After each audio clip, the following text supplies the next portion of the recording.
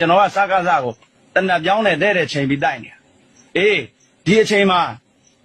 နော်ကျွန်တော်တို့ချင်းအစင်မပြေဘူးလို့ထင်ပြီးတော့အဲ့ဒီစစ်ကောင်စီဘက်ကလူတွေနော်တက်ထောက်ခံတဲ့လူတွေဝိလေကြောင်ဘက်လာမလုံးနဲ့ကျွန်တော်ပြောသလိုကျွန်တော်ပြည်သူလက်ထဲကိုလွတ်လပ်ငြိမ်းချမ်းမှုမရတဲ့၍ကျွန်တော်တို့တိုင်းသားပြည်သူတွေလက်ထဲကိုဖက်ဒရယ်ဒီမိုကရေစီမရတဲ့၍ကျွန်တော်ဘယ်သူနေတိုက်မှာဒီနေ့ညနေ4 နာရီမိနစ်50ခန့်မှာလဲ BNI အမည်ခံအဖွဲ့မှအဖွဲ့ကောင်းဆောင်နိုင်လင်းခေါ်နဂါနဲ့၎င်းတို့ရဲ့မိသားစုဝင်များဟာလက်နက်မျိုးစုံ6လက်နဲ့ဆက်ဆက်ပစ္စည်းများနဲ့အတူ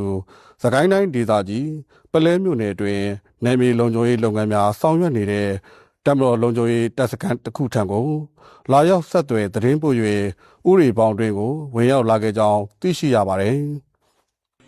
အဓိကတရားခံလက်ရှိနော်စစ်ဗိုလ်ချုပ်တွေနဲ့သူတို့စစ်အုပ်စုကျွန်တော်ကိုသွေးခွဲဖို့မကြိုးစားနဲ့စီးရုံးဖို့မကြိုးစားနဲ့အကြက်ကင်ဖို့မကြိုးစားနဲ့ကျွန်တော်ပြောထားပြီးသားကျွန်တော်မိသားစုတွေဆွေမျိုးတွေအကုန်လုံးကိုဖမ်းထိန်ပြီးတော့ကျွန်တော်ရှေ့မှာလဲမျိုးညှစ်ပြီးဓာတ်နဲ့မှွန့်ပြနေတော့မှကျွန်တော်ကြွယ်ရသွားပြီးမျက်ရည်ကျလိုက်နော်ကျွန်တော်လုံးစရာရှိတာဆက်လုံးမှာကျွန်တော်ကိုမချောင်းနဲ့မချော့နဲ့မဝင်နဲ့မရဘူးဘယ်ဆိုရကမှဝယ်လို့မရဘူးဘယ်အာဂတိမကင်းတဲ့သူကမှဝယ်လို့မရဘူးအဲ့ဒါတဲ့ပြောမယ်စစ်ကောင်စီအတွက်ပြောပေးနေတာလည်းမဟုတ်ဘူးPDF ပါဝင်အခြားသောအကြမ်းဖက်ဖွဲ့များဟာနိုင်ငံတော်အစိုးရနှင့်တပ်မတော်အားစန့်ကျင်တိုက်ခိုက်ခြင်းနေမြေကန်ပြည်သူလူထုများအားလက်နက်အားကိုဖြင့်အနိုင်ကျင့်ခြင်းများလှုံ့ဆော်လျက်ရှိတဲ့အပြင်အချိန်ကြာမြင့်လာသည့်နှင့်အမျှကိုကျိုးစည်းဝါးကိုအခြေခံ၍နေမြေလူချင်းဝေစုမတည့်ခြင်းအချင်းချင်းဗိုလ်ချနှိပ်စက်တပ်ဖြတ်ခြင်း